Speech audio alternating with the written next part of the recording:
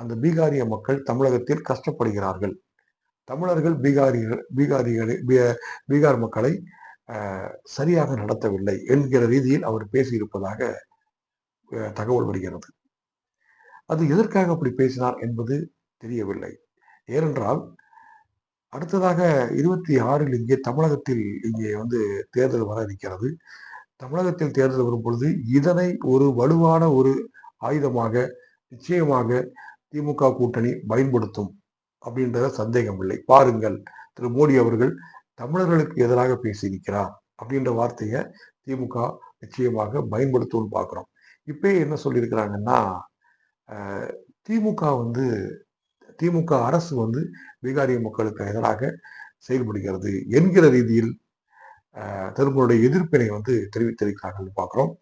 இருந்தாலும் திரு மோடி அவர்கள் இதற்கு உண்டான சரியான பதிலினை கூற வேண்டும் என்று நாம் எதிர்பார்க்கலாம். ஏனென்றால் எதற்காக அப்படி சொல்றார்கள்?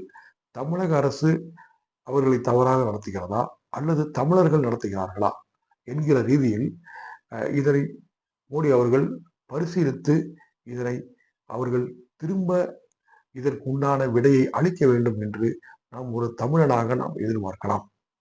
ஏனென்றால் இங்கே வந்தாரை வாழ வைக்கும் தமிழகம் அப்படின்ற ஒரு வாசகம் இங்கே இருக்கிறது. அந்த வாசகத்திற்கு தகுந்த மாதிரி இங்க பாத்தீங்கன்னா யார் வந்தாலும் இங்கே அவர்களுக்கு நன்றாக நாம் என்ன சொல்றது, அவர்கள் இங்கே அவர்களுடைய அந்த தொழிலை நடத்துவதற்கு, இங்கே அவர்கள் எல்லாம் இங்கே வாழ்வதற்கு எல்லாம் இங்கே ஒரு நட்புறவு ஒரு சகலமும் இங்கே தமிழகத்தில் இருக்கிறது அப்படின்றத பார்க்கிறோம்.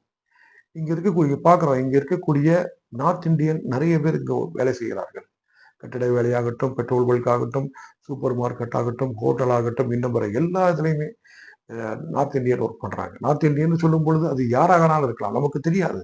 நாம் கேட்டு பார்த்தால் தான் தெரியும். அவர்கள் மகாராஷ்டிரை சேர்ந்தவரா, இல்ல பீகாரை சேர்ந்தவரா, இல்ல அசாமை சேர்ந்தவரா, ஒரிசாவை சேர்ந்தவரா என்பது நாம் விசாரித்து பார்த்தால் தான் தெரியும். ஆனால் இங்கே அவர்களுக்கு உண்டான ஒரு மரியாதை மற்றும் அன்பு சிறப்பாக இருக்கிறது அப்படின்றதுதான் நாம